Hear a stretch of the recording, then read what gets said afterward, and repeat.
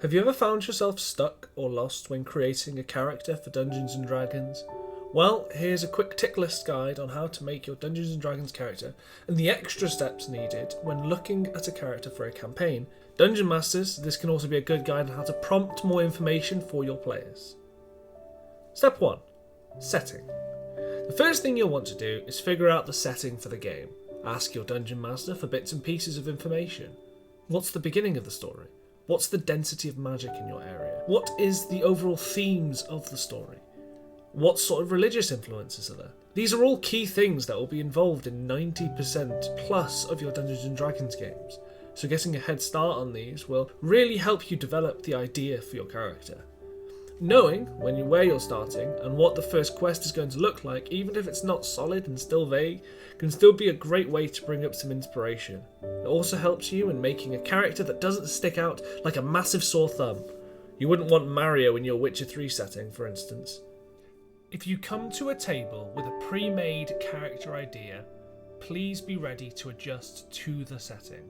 It's much easier for one player at a table to quickly reskin or readjust a character design to fit the setting, over the DM completely readjusting and overruling and improvising a new civilization or idea. They already do a lot of work. Be kind. Step 2. The character. Now you've got your information down and ready, start thinking about what aspects of their story interests you. Maybe the lack of magic in one world makes you really want to play a renegade wizard who trusts no one, but really needs help to achieve his goals. Maybe, if it's a city-based game full of espionage and secrecy, you want to play a ranger spy who's grown up on the streets. You know the cities like the back of your hand, and there's no one stopping you from dealing with those evil aristocrats. Maybe, if it's a happy-go-lucky game full of classic adventure, you're playing a simple-minded gnome bard called Bongo, who's happy to see the world and explore. Of course, it could be fun seeing Bongo deal with angry aristocrats, and some characters will fit multiple settings, but there will always be a setting that one character doesn't fit in, so working with your Dungeon Master here will always help. Try not to keep secrets from your DM. They shouldn't be trying to work against you. Most of the time, they'll love you spitballing ideas and plans. Maybe you have a small idea that they turn into a much more in-depth one, just by adding something to it. In one of the games I'm playing, the game was a standard fantasy setting, with all of the on-paper races allowed. I wanted to try a Leonin, so I asked if there was space for one. My Dungeon Master told me about this semi-continent for only Leonin, tribes and meetings and ancient shamanic rituals, and it immediately helped me mould my character. We started spitballing about rituals, adding clan names and differences, applying laws, and my paladin was created. All because I approached my DM with an idea that I didn't know whether or not there was space for. Step 3. Building your character sheet. This step is the most straightforward. You've got your character's base ideas, and now starting to make their stats.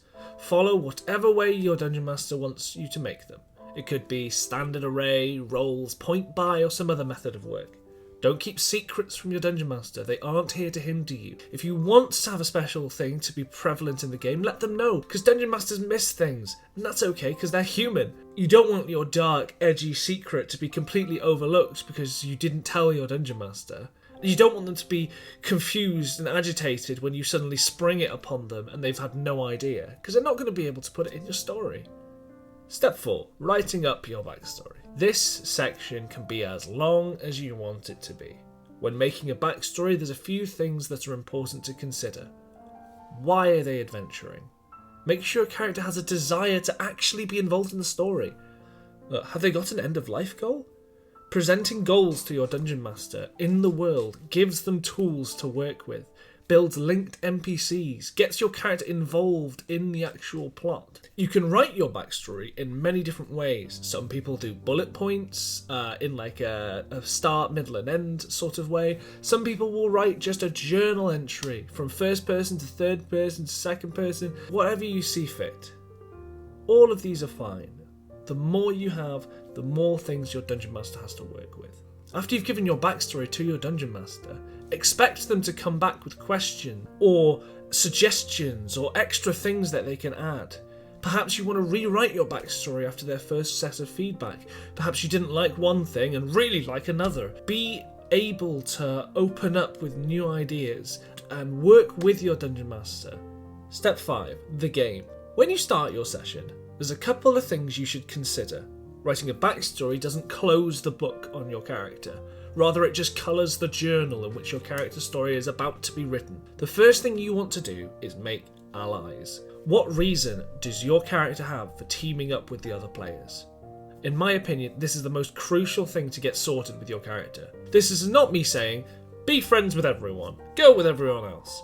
Rather, that it's highly important to have a reason to form a party. Otherwise, all you'll end up doing is conflicting with each other, and that's just not fun gameplay. Sure, you can have character arguments and disagreements, but if you're just never working together from the get-go, it's not a game, it's just you arguing about how you want to control the game. Examples of forming bonds and allies could be that you owe a debt. You believe that they're useful to forward your plans. They owe you a debt, and you'll stay with them until they've paid it. Your quests work towards a similar goal. You're curious about the other person's capabilities. Perhaps their chaos worries you, so you've put it upon yourself to protect them and others around them. Having very basic reasons to team up are fine, and then you can build up more stronger relationships as the game progresses. It's okay to not be wanting to work with the whole team, but it's your responsibility to try and find at least one other person to work with, ideally more. This is a team game, so it's crucial that you guys act like one. Step 6. Additions. The last major thing you want to practice is adding to your character's backstory.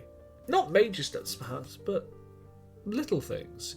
Accents, mannerisms, habits, favourite foods, childhood stories, things they do in their free time, even things they can casually now do with the other players. Flesh out your characters as you go along, share this with your other peers. It makes your character so much more real if they do things that real people do.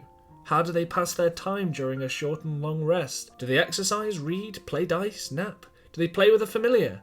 Keep adding things to your character's backstory. If you love your character, write about it. Create things, do artwork, find music playlists, get an idea for your character.